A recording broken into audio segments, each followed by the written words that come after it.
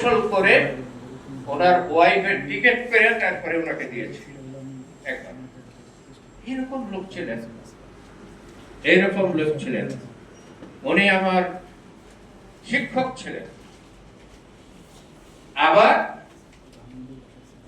আমি এই জন্য গর্বিত, উনি স্টাডি সার্কেল নিতেন, অনেক ক্রিটিক্যাল বিষয়, ইসলামের বিষয় নিয়ে উনি আলোচনা করতেন। আমার মনে হয় সবগুলোর না হলেও অনেকগুলো বৈঠকের আগে, স্টাডি সার্কেল বৈঠকের আগে উনি আমাকে ফোন করতেন। ফোন করে আমাকে বলতেন, এই বিষয়টার ব্যাপারে তোমার মত কি? তা আমি আমার মত বলতাম, তো উনি বলতেন, হ্যাঁ তুমি রাইট বলেছো, আমারও চিন্তা এটাই।